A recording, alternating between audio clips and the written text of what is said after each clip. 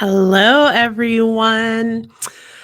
So, you may notice that I have my little pupster here with me in the office. That's B. He's taking a little nap. And this week, we are talking about the internal song.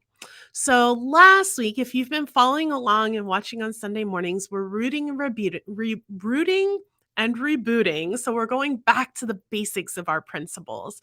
And I love this. I love this idea of going back to the basics, right? So, a couple of weeks ago, we talked about this idea of God as a concept, that God is not somebody out there in the sky, but rather that God is this eternal, infinite, absolute thing that is making up all of the created as well as the creator, that we are that as well.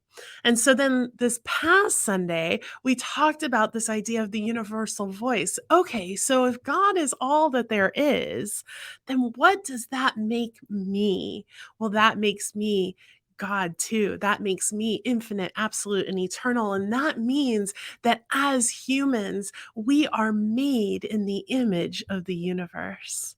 And so this week, we're taking it one step further and we're saying, okay, so what do I do with this information? How does this help me to actually live? And so the internal song to me, what this does is if I am infinite, absolute, and eternal, if I am the individualized expression of spirit, then what that tells me is that I deserve to have a life that works for me. And so I begin to unpack and uncover my system of beliefs and the thoughts and behaviors and habits and patterns that are not serving me in my highest and best good. I begin to unpack those subconscious and unconscious beliefs and biases that keep me playing small and that keep me from seeing that every other individual that I come across, that I come in contact with, is also God as humanity. And so it becomes this idea of, yes, let me use this knowledge, let me use this teaching to make my life into something amazing. So if you don't know, and I'll post a link to it in the comments section, but if you don't know, I am on my personal YouTube page, which you can find at Reverend Kris Alexander, right down there. You can see how it's spelled. I am reading Living the Science of Mind out loud on YouTube throughout this entire year. Here it is, Living the Science of Mind. It's by Ernest Holmes, and it is his guide on how to live Science of Minds, the textbook that is much bigger and harder to read and comprehend and all of that. And today, as I was doing my reading for this week, I came across, he does a whole essay on what is spirituality.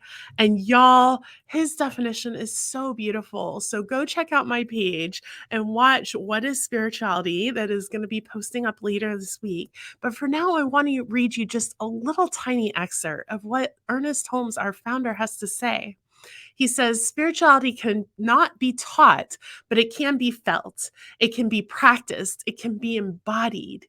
Each in their own consciousness must experience it in their own way, and their way will always be best for them. Indeed, it will be the only way they could do it, because in the secret precinct of the mind, which is alone with God, nothing else can enter.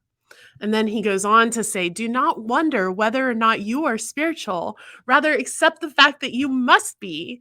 In a sense, you had nothing to do with it. This is your nature. You are rooted in the supreme mind, in the everlasting spirit, in the perfect presence. I love this because that is our internal song, the spirituality that is always being done in our own way, in our own consciousness, in the way that works best for us. And so it becomes that spirituality really is different. There's 7, well, now 8 billion ways to practice spirituality because there's that many of us on the planet, that each and every one of us have a different way to come to our own realization, to come to our own inner being and knowing of our divinity. I love you all. Go check out Living the Science of Minds. There will be a link. And also, I hope to see you on Sunday. Bye.